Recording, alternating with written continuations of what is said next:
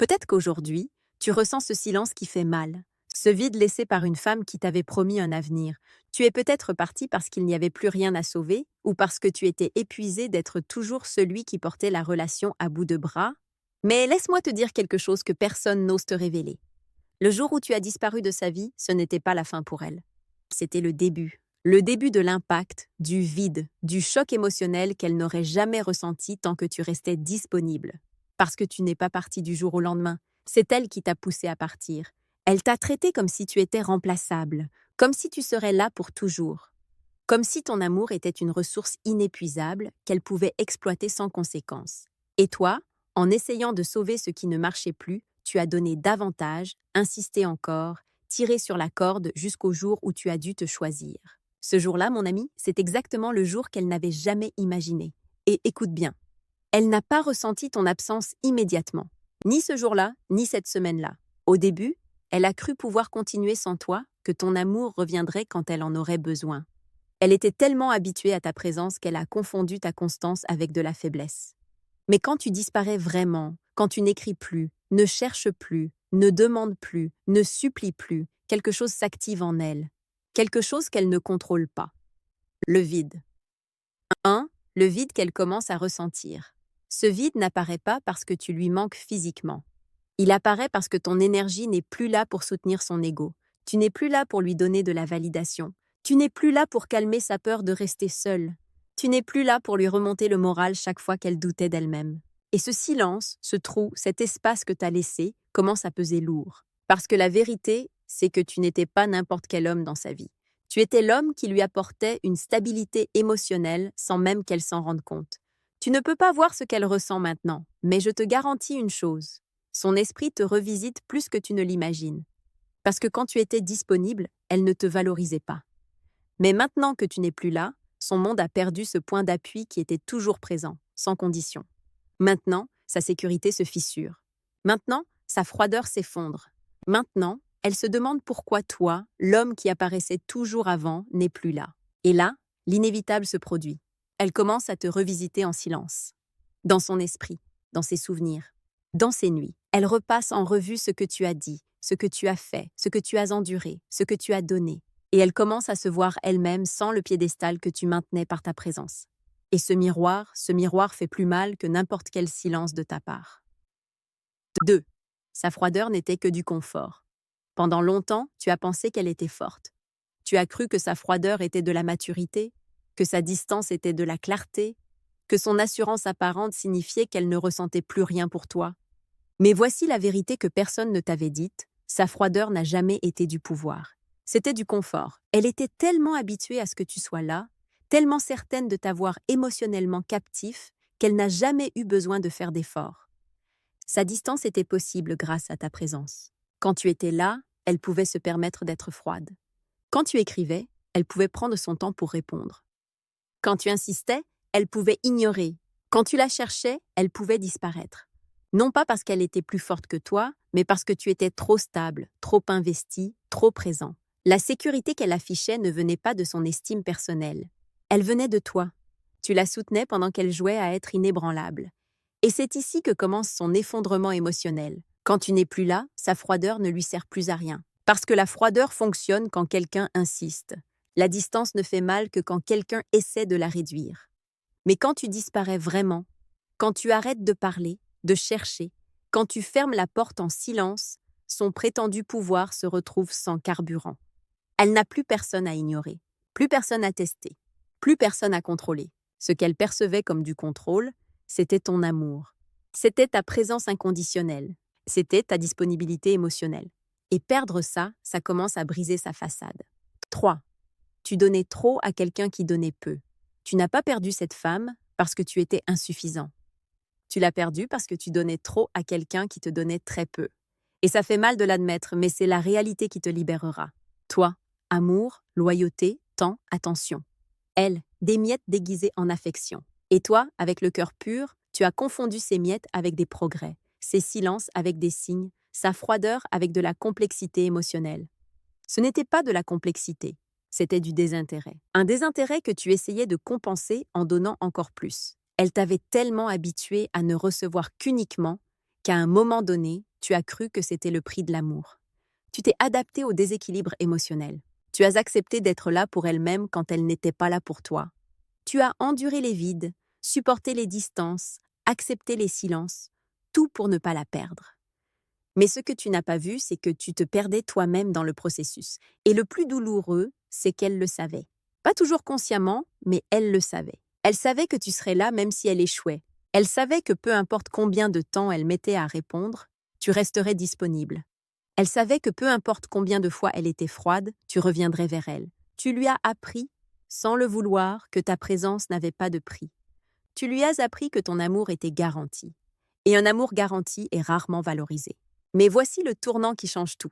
Quand tu décides de partir, elle perd ce privilège émotionnel. Elle perd l'homme qui était toujours là. Elle perd la validation continue.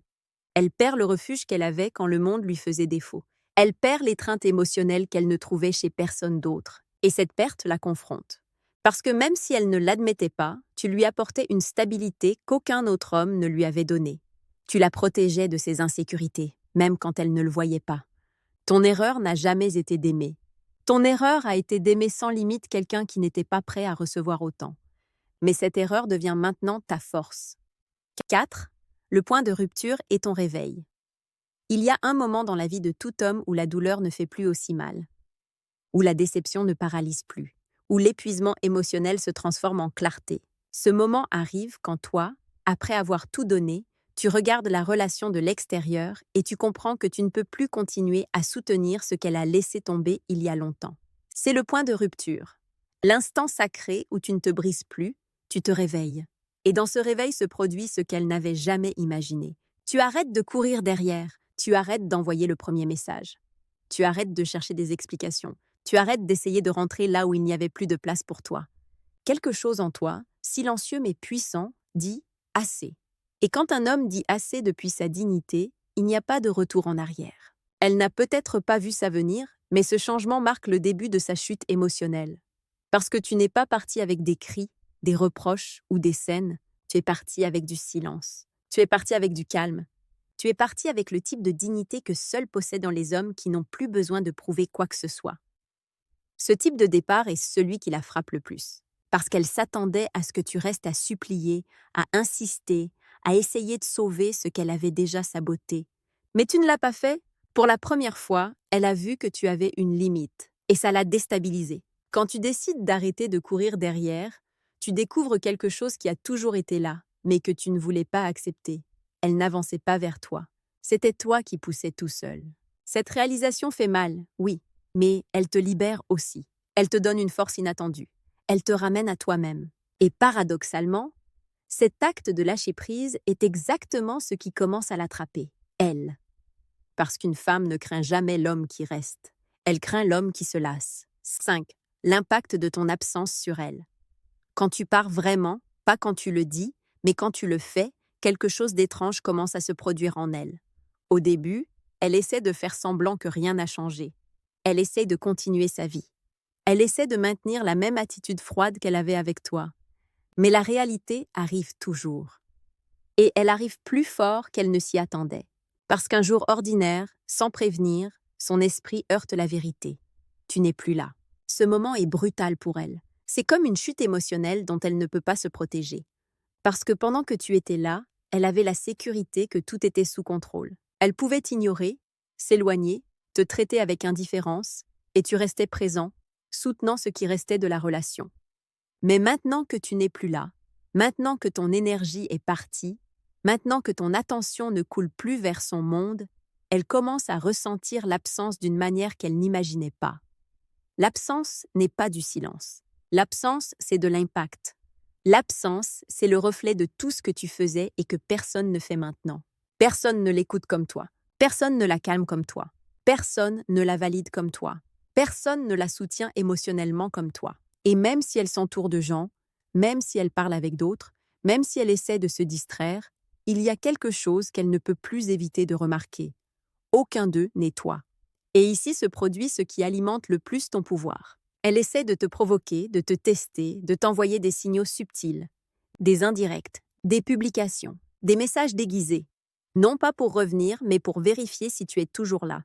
Elle veut voir si ton cœur est toujours ouvert, si ton attention est toujours disponible, si elle peut encore t'utiliser émotionnellement. Mais quand tu ne réponds pas comme avant, quand ton silence est réel et ferme, quand elle remarque que tu as perdu l'habitude de courir derrière, elle commence à s'inquiéter, parce qu'elle ne s'attendait pas à ce que tu changes. Elle ne s'attendait pas à ce que tu te renforces. Elle ne s'attendait pas à ce que tu avances. Et quand elle voit ta nouvelle attitude, tranquille, distante, solide, elle comprend que l'homme qu'elle avait il y a quelques mois n'existe plus. Cet homme qui était là inconditionnellement est maintenant un homme qui s'est choisi lui-même. Et ça la confronte. 6. La comparaison qui la détruit. Il y a une phase que toute ex traverse quand tu disparais. Une phase qu'elle n'admet pas, qu'elle ne dit jamais à voix haute et qu'elle vit généralement en silence, la comparaison. Elle commence à comparer ce qui est nouveau avec ce qu'elle avait avec toi. Elle compare l'attention superficielle qu'elle reçoit maintenant avec l'attention profonde que tu lui donnais. Elle compare les paroles vides des autres avec la sincérité avec laquelle tu lui parlais. Elle compare comment les autres la font sentir avec comment tu la faisais sentir. Et cette comparaison ne joue jamais en faveur du monde extérieur. Parce que dehors, elle peut trouver des regards, des messages, des compliments bon marché, des hommes qui la désirent. Mais elle ne trouve pas ta façon d'aimer. Elle ne trouve pas ta façon d'écouter, ta capacité à soutenir, ta patience, ton calme, ta manière d'être là, même dans ces jours les plus sombres. Ce que tu offrais n'était pas de l'attention ordinaire, c'était de la présence. Et la présence d'un homme véritable ne se remplace pas. Elle croyait que le monde était rempli d'hommes meilleurs que toi. Qu'en te quittant, elle trouverait quelque chose de supérieur. Que ton intensité émotionnelle serait facile à remplacer. Que ta constance serait facile à trouver. Mais maintenant que tu es parti, maintenant qu'elle essaie de combler ce vide avec d'autres, elle découvre une vérité qui lui fait mal. Les autres ne la regardent pas comme tu la regardais. Ils ne la comprennent pas comme tu la comprenais. Ils ne lui parlent pas comme tu lui parlais. Et là commence son regret silencieux. Ce n'est pas un regret qui naît de la nostalgie, mais du contraste. C'est le contraste brutal entre ce qu'elle a toujours reçu de toi et ce qu'elle ne reçoit de personne d'autre. Chaque homme qui apparaît maintenant lui rappelle d'une manière ou d'une autre qu'elle a perdu quelqu'un de précieux. Et ce coup ne s'efface pas avec des likes, ni avec des sorties, ni avec de la validation externe. Ce coup reste à l'intérieur. Une idée commence à se construire en elle, dangereuse pour elle et puissante pour toi. Je crois que j'ai fait une erreur. Elle ne le dit pas à voix haute, elle ne l'admet pas, elle ne te l'écrit pas. Mais elle le ressent. Elle le ressent quand elle compare les conversations. Elle le ressent quand elle essaie de se connecter avec un autre homme et n'y arrive pas. Elle le ressent quand elle rentre chez elle et n'a pas ton message. Elle le ressent quand elle se souvient de toutes ces fois où tu étais là et où personne n'est là maintenant. Section 7. Le regret et la peur. Arrive un moment clé, un point silencieux mais dévastateur pour elle, où l'esprit ne peut plus s'échapper, où la distraction cesse de fonctionner, où l'ego cesse de la protéger. Ce moment arrive quand, après t'avoir comparé avec tout ce qu'elle trouve là dehors, elle commence à idéaliser ce qu'elle a perdu. C'est là que naît le regret. Et ce n'est pas un regret léger. C'est un regret qui s'enfonce, qui pèse, qui mord de l'intérieur. Parce que la mémoire a un pouvoir qu'elle ne contrôle pas. La mémoire commence à sélectionner, à mettre en avant ce que tu faisais et qui semblait petit quand elle t'avait, mais qui maintenant, dans ton absence, devient énorme. Elle commence à se souvenir de ton ton de voix, de tes gestes, de ta façon d'embrasser, de ta patience infinie, de ta façon de comprendre même quand elle était perdue. Elle se souvient de ce que tu apportais sans rien demander en retour. Et ce souvenir la hante. Et voici la partie la plus puissante pour toi. Elle ne se souvient pas de la relation telle qu'elle était. Elle s'en souvient mieux qu'elle ne l'était. C'est l'effet de ton absence. Ton silence l'oblige à combler les vides avec de l'idéalisation. Son esprit commence à te reconstruire comme l'homme le plus stable, le plus noble, le plus présent qu'elle ait jamais eu. Ce n'est pas que tu aies changé dans son souvenir, c'est qu'elle le valorise maintenant, elle le voit maintenant, elle le ressent maintenant. Le regret qu'elle ressent ne naît pas de la perte de quelqu'un, il naît de la perte de l'homme le plus précieux qu'elle ait jamais eu, l'homme qui lui a donné une stabilité émotionnelle que d'autres ne peuvent pas lui donner. L'homme qui prenait soin d'elle-même quand elle confondait ça avec de la faiblesse. Cet homme que tu étais, elle ne le trouve pas deux fois. Et quand cette idée s'installe, la culpabilité apparaît. la culpabilité apparaît comme un murmure d'abord, comme un doute ensuite, et finalement comme une certitude. Elle t'a maltraité, elle t'a donné moins que ce que tu méritais, et elle t'a perdu à cause de son manque de réciprocité. Nous arrivons à la fin. Et cette fin n'est pas un adieu, c'est une renaissance. C'est ce moment où tu regardes tout ce que tu as vécu, tout ce que tu as donné, tout ce que tu as supporté, et tu comprends quelque chose qui change ta vie pour toujours. Tu n'as pas perdu une femme. Elle a perdu l'homme qui l'a le plus aimé véritablement. Et ça, même si elle ne le dit pas, même si elle ne l'écrit pas, même si elle reste silencieuse, elle le ressent. Elle le ressent chaque jour qui passe sans toi. Elle le ressent chaque fois qu'elle essaie de remplacer ce que tu lui donnais et n'y arrive pas. Elle le ressent chaque fois que son ego s'effondre parce que tu ne reviens plus. Quand tu as choisi de t'éloigner, tu ne l'as pas fait par orgueil. Tu l'as fait par dignité. Tu l'as fait parce que tu as su reconnaître le moment où tu avais cessé d'être valorisé. Tu l'as fait parce que tu as compris que la paix ne se négocie pas, que l'amour-propre ne se supplie pas, que ton énergie est sacrée. Et maintenant, depuis cette nouvelle version de toi-même, tu es un homme plus fort, plus conscient, plus solide. Elle a peut-être pensé qu'elle te détruirait. Sans le savoir, elle t'a construit. Elle, en revanche, vit maintenant avec ce doute qui ne s'en va jamais, avec la question qui brûle, avec la possibilité qui la tourmente, et s'il ne revient plus jamais? Cette question l'empêche de dormir. Cette question la suit. Cette question l'accompagne même quand elle sourit, même quand elle se distrait, même quand elle fait semblant d'aller bien. Parce que l'esprit ne ment pas. Quand ton absence pèse plus que ta présence, la blessure ne se referme pas. Tu es parti en silence, mais tu as laissé un bruit dans sa vie qu'elle ne peut pas éteindre. Et le plus puissant dans tout ça, c'est que tu n'as rien eu à faire pour arriver ici. Tu n'as pas eu à t'humilier, à supplier, à prouver quoi que ce soit. Tu es parti, tu as gardé le silence, tu as choisi ta paix. Et ce silence a été ta plus grande déclaration de pouvoir. Parce qu'un homme qui garde le silence n'est pas faible. C'est un homme qui sait ce qu'il vaut. Et quand un homme sait ce qu'il vaut, il devient impossible à remplacer. Elle peut revenir, oui, elle peut apparaître avec un message, avec un « comment ça va », avec un « j'ai pensé à toi ». Elle peut revenir repentante, insécure, mue par la peur. Mais ce qui compte maintenant, ce n'est pas si elle revient. Ce qui compte, c'est qui tu es quand elle reviendra. Parce que si elle revient, elle reviendra vers un homme qui ne dépend plus d'elle. Un homme qui a découvert sa valeur quand il a décidé de s'éloigner. Un homme qui a appris que son amour ne s'offre pas là où il n'est pas apprécié. Et si elle ne revient pas, tu ne perds rien non plus. Parce qu'alors, l'univers t'a retiré quelqu'un qui n'était pas prêt pour un homme comme toi. Et ce type de pertes ne sont jamais de vraies pertes.